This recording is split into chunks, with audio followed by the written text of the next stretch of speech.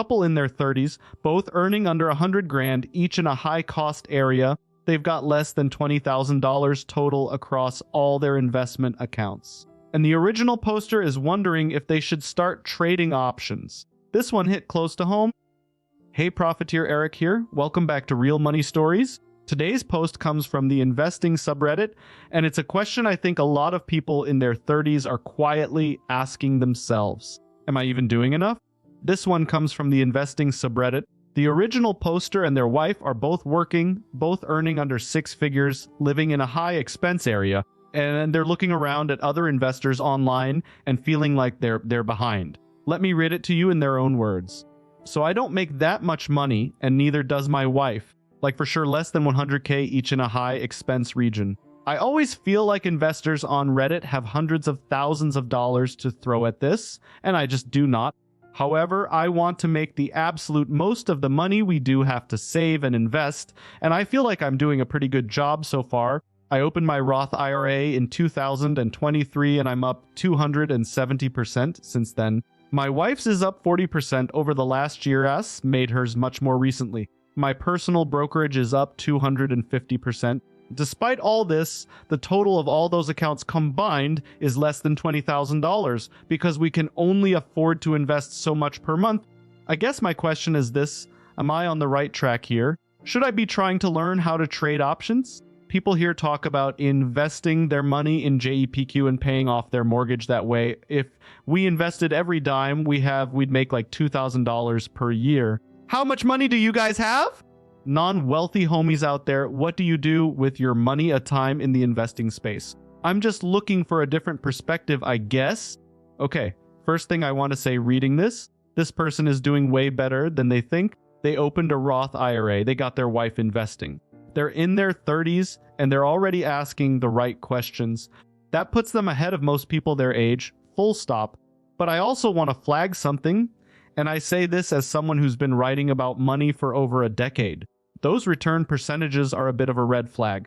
Up 270% in roughly 3 years, up 250% in a personal brokerage. Those aren't index fund returns. That's concentrated stock picking or maybe leveraged positions.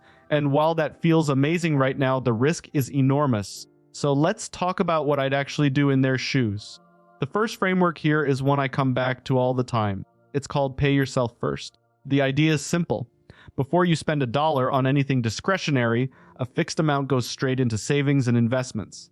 Automatically. The mechanism matters because willpower fails, but automation doesn't. If this couple set up automatic contributions on payday, even 50 or $100 each per paycheck, they'd never have to make the decision to invest. It just happens.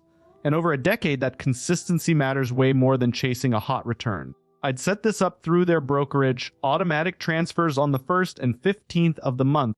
The second thing I'd focus on is what those dollars actually go into, and this is where I need to be direct. A 270% return in roughly 3 years almost certainly means they're holding individual stocks or something highly concentrated. The S&P 500 did well over that period, but not 270% well. That kind of return comes with the kind of risk that can wipe out a small portfolio fast. The framework here is broad market index investing, an S&P 500 index fund or a target date fund matched to their expected retirement year. Boring, yes. But the historical average return of the broad market is roughly 10% per year before inflation. And the beauty is, you don't have to guess which company wins. You own all of them.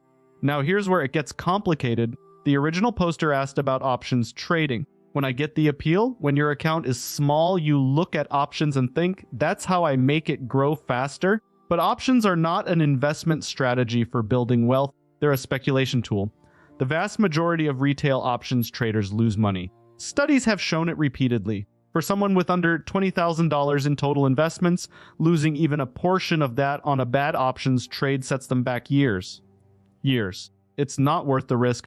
Same thing with chasing dividend income from funds designed for income generation. The original poster mentioned people paying off their mortgage with dividend income. That only works if you have a massive portfolio generating that income. On $20,000, even a high-yield fund might pay you $1,000 a year. That's not a strategy. That's a rounding error on a mortgage payment. So here's framework number 3. And this is the one that actually moves the needle for people at this stage. It's called the income lever. Your earning potential is unlimited. Your investment returns are not. At this point in their lives, the single highest return activity isn't picking the right stock. It's increasing their household income. That could mean negotiating a raise, learning a skill that commands higher pay, starting a side hustle with existing skills. Even 15 minutes a day is enough to start building something on the side.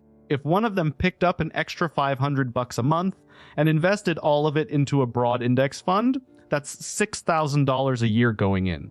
Over 20 years at a 10% average annual return, that alone grows past $400,000. One side hustle. And I want to circle back to something the original poster said that I think a lot of people feel. I always feel like investors on Reddit have hundreds of thousands of dollars. You know what? The Joneses probably have $10,000 in credit card debt. The people posting screenshots of massive portfolios on Reddit are either a tiny sliver of the population, or they inherited money, or they got lucky on a concentrated bet they'll eventually give back. Comparison is the fastest way to make yourself miserable about money that's actually doing fine. Just a friendly reminder that this episode is intended for entertainment and education purposes only and should not be considered financial or legal advice. Talk with a qualified fee-only fiduciary advisor about your specific situation. If you need one, the XY Planning Network is a great place to start. Here's what I'd actually do if I were this person, step by step. First, I'd make sure I had 3 to 6 months of expenses in a high-yield savings account. That's the emergency fund rule, and it comes before aggressive investing. Second, I'd check if either employer offers a 401k match. If they do, contribute at least enough to capture the full match. That is free money, an instant 50 or 100% return depending on the match structure. Third, I'd keep maxing those Roth IRAs if possible, but put the money into a broad market index fund or a target date fund, not individual stocks. Fourth, I'd take a hard look at the concentrated positions and start shifting gradually toward diversification. You don't have to sell everything at once, but the goal is a portfolio that can survive a bad year without getting cut in half. And fifth, I'd spend real energy on the income side. That's where the biggest gains are hiding. Find what works and repeat it. Find what doesn't work and don't do that again.